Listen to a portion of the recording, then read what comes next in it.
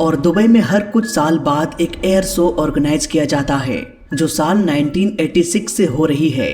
साल 2025 में ऐसे ही एक एयर शो को ऑर्गेनाइज किया गया जो 17 नवंबर से 21 नवंबर तक चलने वाली थी। ये एयर शो अल मखदूम इंटरनेशनल एयरपोर्ट दुबई में हो रही थी। एयर शो के आखिरी दिन यानी कि 21 नवंबर को इंडियन मेड फाइटर एयरक्राफ्ट तेजस को शो दिखाना था। इसे विंग कमांडर नमन सियाल उड़ा रहे थे। इनकी उम्र 34 साल थी। दोपहर के करीब 2 बजे ये एयरक्राफ्ट उड़ान भरा और 10 मिनटों तक कई सारे स्टंट्स दिखाते रहे, पर 10 मिनट बाद इन्हें लो लेवल रोल करते वक्त एयरक्राफ्ट अपने एंगल को मेंटेन करने में फेल हो गया।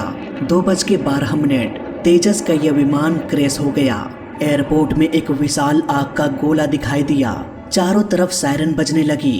Emergency rescue team crash location पर पहुंच गए। हादसे के बाद एयर शो को भी सस्पेंड कर दिया गया। उसी दिन 4:30 में इंडियन एयरफोर्स ने ऑफिशियली कंफर्म किया कि विंग कमांडर नमन सियाल अब नहीं रहे। आई विटनेस के अनुसार ये हादसा नेगेटिव जी टर्न की वजह से हुआ।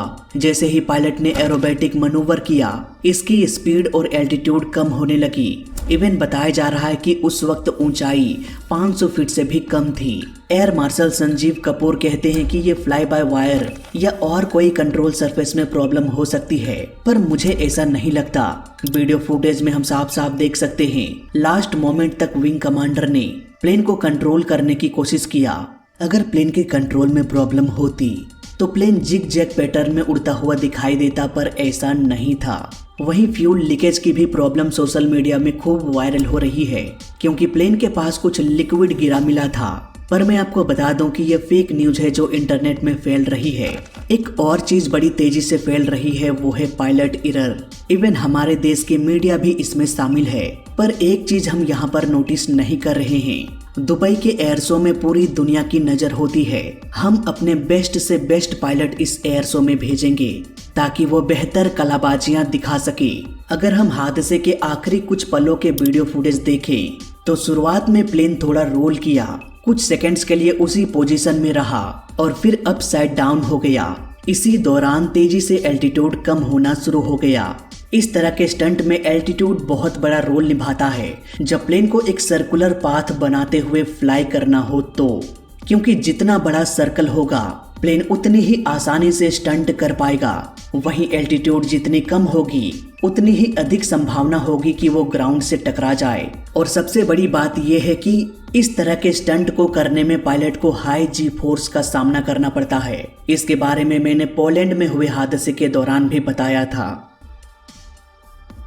एक प्लेन को सीधे स्ट्रेट लाइन में उड़ाने के लिए प्लेन के वजन के बराबर लिफ्ट जनरेट करना पड़ता है जो प्लेन का विंग्स करता है। इसे हम वर्टिकल लिफ्ट कह सकते हैं। लेकिन जब प्लेन रोल करता है तो लिफ्ट का एक पार्ट टिल्ट हो जाता है। इसे हॉरिजॉन्टल कंपोनेंट ऑफ लिफ्ट कहा जाता है।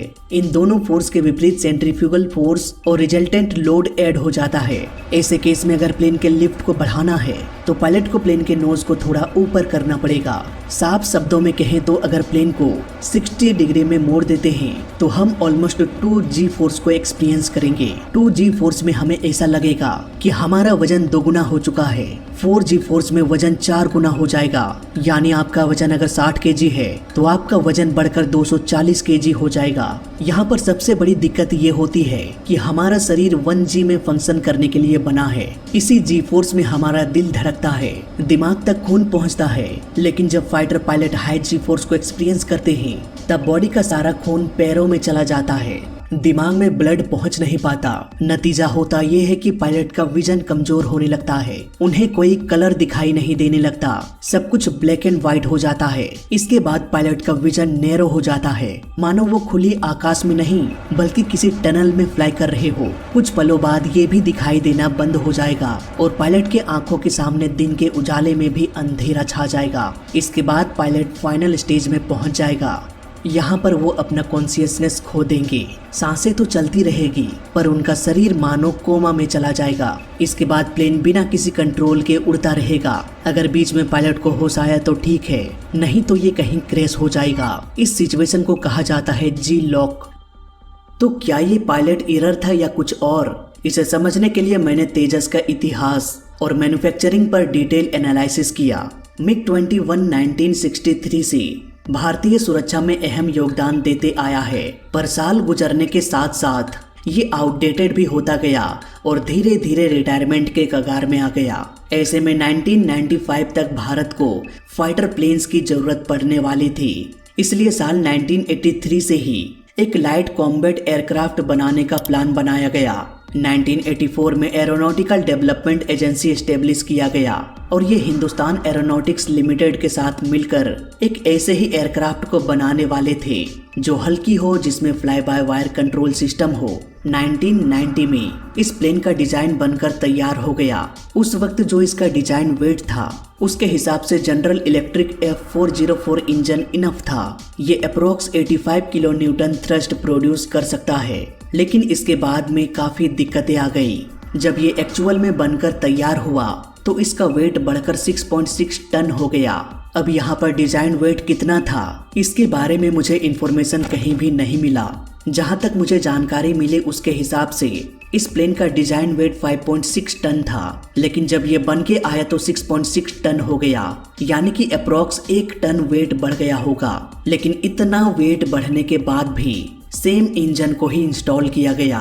इंजन में कोई भी फेरबदल नहीं किया गया, जबकि 5.6 टन के हिसाब से general electric F414 engine best होता, जो 98 किलो न्यूटन थ्रस्ट प्रोवाइड कर सकता है। अब क्योंकि F404 इंजन का इस्तेमाल किया गया, इसलिए पावर के मामले में ये थोड़ा कमजोर रह गया।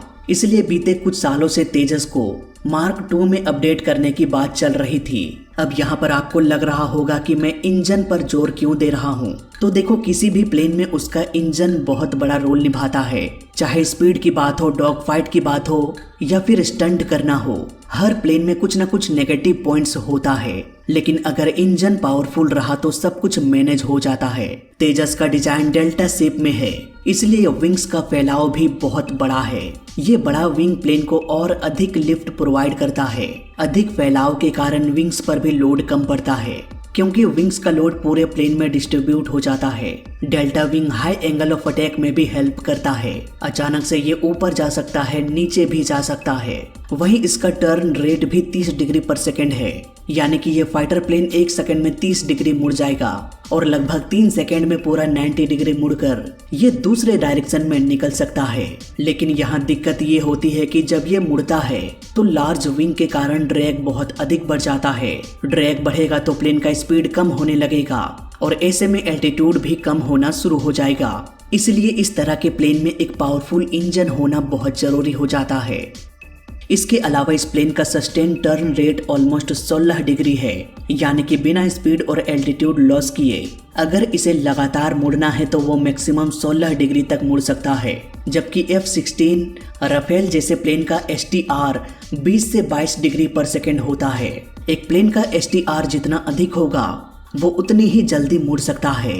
तेजस का STR कम से कम 20 डिग्री पर सेकेंड होना चाहिए था। इतने सारे कमियों के बाद नो डाउट तेजस भी एक बेहतरीन फाइटर प्लेन है। इसका फ्लाई बाय वायर कंट्रोल बहुत अच्छा है, इंस्टेंटेनियस रेट बहुत अच्छा है, पर कहीं न कहीं ओवरवेट की वजह से सस्टेन टर्न रेट में गड़बड़ी हो गई। अगर प्लेन का इंजन पावरफुल होता या फिर इसका एक्चुअल वेट डिजाइन वेट से अधिक ना होता तो इसका STR लगभग 20 डिग्री हो सकता था। इसलिए तो हमें तेजस मार्क II की जरूरत है। सिंपल सा यहाँ फंडा है दोस्तों, डेल्टा विंग्स है तो ड्रैग अधिक होगा, ड्रैग अधिक होगा तो स्पीड जल्दी कम होगा, स्पीड कम होगा तो ये नीचे गिरना शुरू हो जाएगा। ऐसे में एक पावरफुल इंजन प्लेन को गिरने से बचा सकता है। नाउ इतना समझने के बाद आते हैं अपने टॉपिक पर कि पायलट प्लेन को रिकवर क्यों नहीं कर पाया। इसके बहुत सारे कारण हो सकते हैं। मे बी इंजन फेलियर हो सकता है, किसी तरह का थ्रस्ट इशू भी हो सकता है, या फिर maybe high G force की वजह से पायलट से गलती हो गई हो। ये भी हो सकता है कि डेल्टा विंग की वजह से प्लेन को रोल कराते वक्त ड्रैग अधिक बढ़ गया हो और उसी वक्त इंजन उतना थ्रस्ट जनरेट नहीं कर पाया हो कि प्लेन को फिर से रिकवर किया जा सके। सच क्या है ये इन्वेस्टिगेशन के बाद ही खुलासा हो सकता है, लेकिन सेफ्टी इश्यूज के कारण ये सारे रिपोर्ट्स पब्लिक नहीं की जाती। लेकिन फिर भी इन्वेस्टिगेशन से पहले हमें पायलट एरर के कंक्लूजन में नहीं जाना है। ये बात और है कि इन्वेस्टिगेशन को पब्लिक नहीं किया जाएगा, लेकिन हम चाहते हैं कि इसकी निष्पक्ष जांच हो। अगर पायलट एरर भी हो तो क्या वजह थी जिसके कारण पायलट एरर हुआ, उस वजह को सुधारना पड़ेगा।